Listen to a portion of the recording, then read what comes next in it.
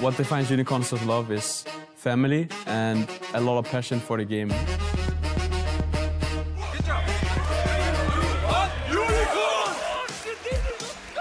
Everybody's really open-minded, and we always come to a conclusion of what is best. And in game, we usually have like everybody on the same page. We have pretty good teamwork right now. 1-on-2, he hops in, and he's outplayed. First blood for Wonder. 2017 Fnatic was mostly defined by the animal style, like being crazy and going for a lot of kills. But in a way, 2018 Fnatic is actually the opposite.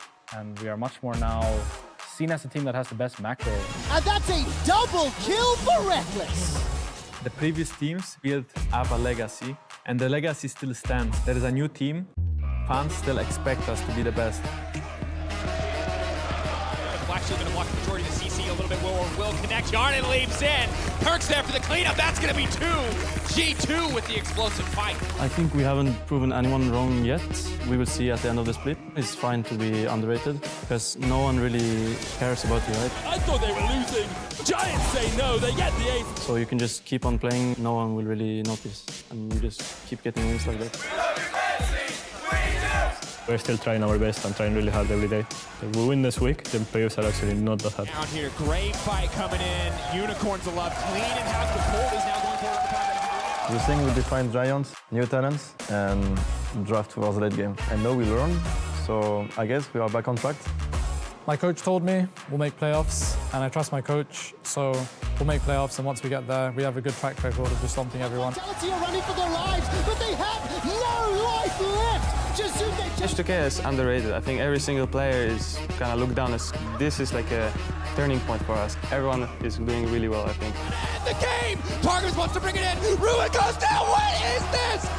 Oh my God, H2K, that is fucking beautiful! And for the first time in history, the 4th consecutive EU LCS title.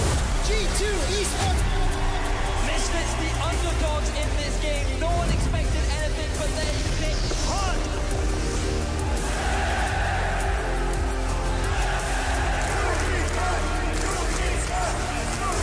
Yakos, the first blood king.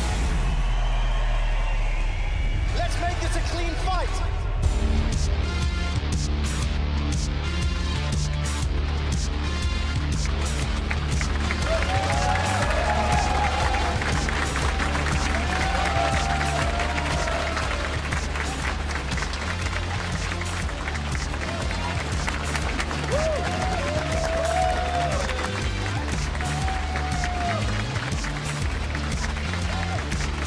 Welcome everyone to the EU LCS studio in Berlin, Germany. We've got a brand new patch and teams fighting for their positions in the race for playoffs. So gear up, vroom vroom, for a big day here in the spring split. Good afternoon, I'm EpicSkillshot supporter, joined by Martin the Fisher. Lunga, did I catch you off guard there? Well, yeah, you did, but also the fact we had a guy in the audience with an Origin shirt also kind of caught me off guard a little bit there. So 2 big surprises already starting the show. He can still be a fan, you know, and fan of other teams that are playing right now. 100%. 100%. It's because Amazing is casting. That's it. That is why. Yeah, you there we made go. the connection. Fantastic. Well, let's also take a look at the state of the league with only 5 games left for each team. No Origin though, but a very heated up battle for first place between G2, Fnatic, and Vitality. It is on between those 3 teams. Yeah, I love the fact we can have actually a 3-way tie for first place. That would be super hype. I'm looking further down the standings though. Schalke versus Unicorns off later today. That's going to be a big one because as you guys can see, they're tied at the moment. Unicorns off, big winning streak. If they beat Schalke here,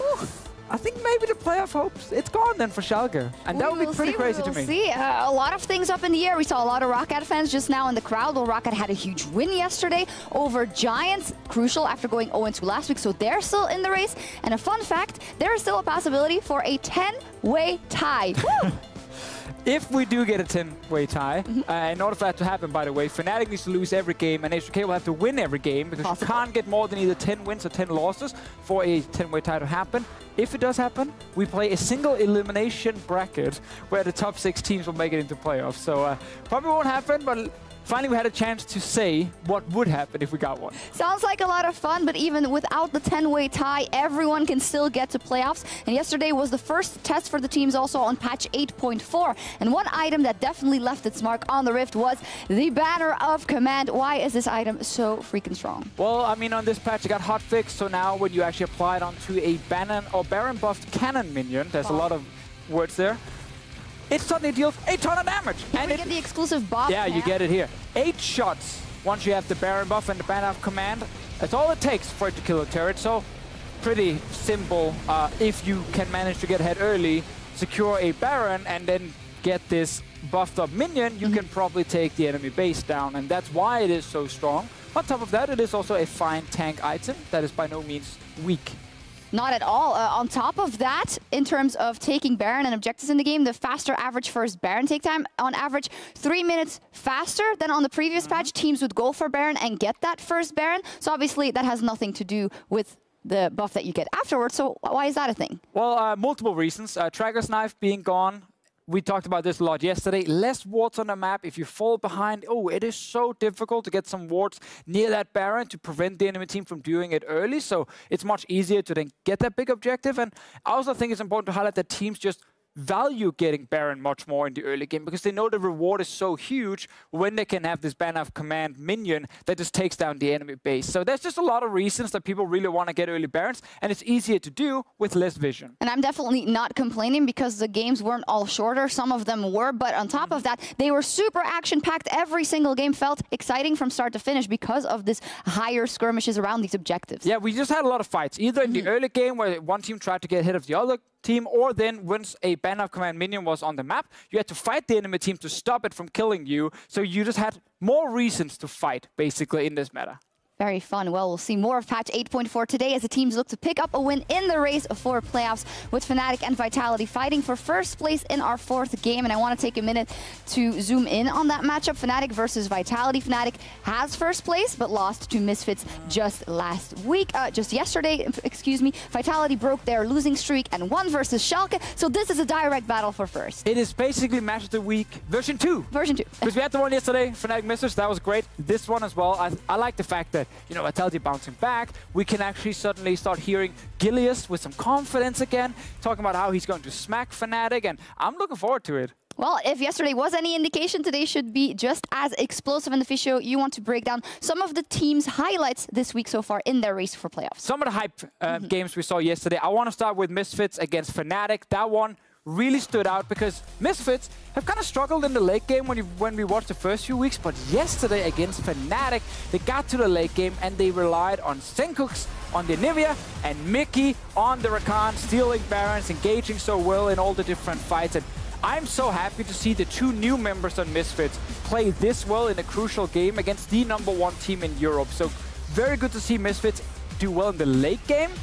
And it gave us one of the most exciting match of the week games we have actually seen all split long. So that one definitely stood out. The next one, we already talked about Vitality. I want to talk more about Vitality because they finally bounced back. 4-game losing streak. Who remembers that? It's gone. It's now all about them trying to get first place. God Gilius showed up yesterday. He actually told me before the game, this is it. They got it. They fixed all the issues. They're going to win now. I didn't believe him, but he was right. They took down Schalke. Close game, yes. Doesn't matter in the end because Vitality just needed a win for some confidence. They got it, and now they're looking for that Fnatic game. The last one, though, Rocket. Also on a losing streak. Some members of the broadcast don't even believe they can make playoffs, but I think yesterday Rocket, and especially Memento, showed us that, well, they are in the race for sure.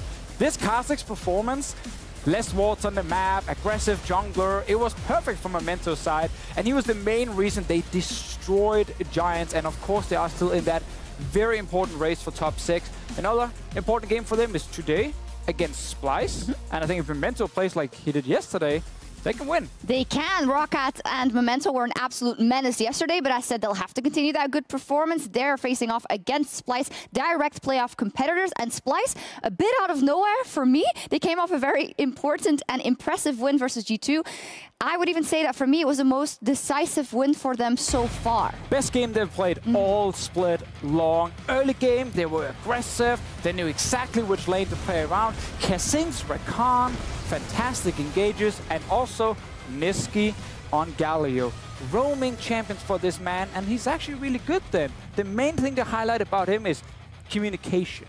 He knows where to be, and he knows how to set up a play with his team. He showed that yesterday on that Galio. We got to talk to Kissing afterwards. That was what he said as well. This is the way when we were all on the same page, when we were having these decisive moments. This is how we can win games.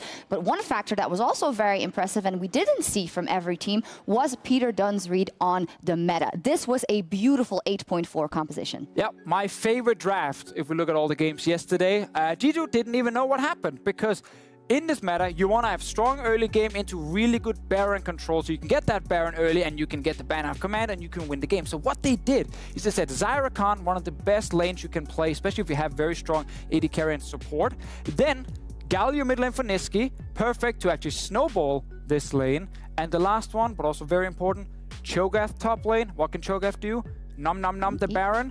You get the Baron early, you can't really stop it as an enemy team, and you lose very fast. Like a pop quiz for a second. What can he do? And I'm like, feast. He can definitely feast. What about Ivern? Ivern was here, and he did his job, but he wasn't that important. No, the other 4 members were more important. He made the brush where the cannon minion could hide He did do that. He did hide the cannon. Super important. And I guess technically that was one, but the other 4 was the real standouts. Well, TLDR, fantastic read on the meta from the side of Splyce. Roccat also having a good touch-up with the meta, that Kha'Zix, that composition. So these teams are up versus each other, and Roccat is just 1 win behind Splyce in the standings. So everything comes down to this one. I know you're very impressed with Splyce's draft. I know you're also very impressed with Memento's Kha'Zix and Roccat yesterday. So who do you give it to?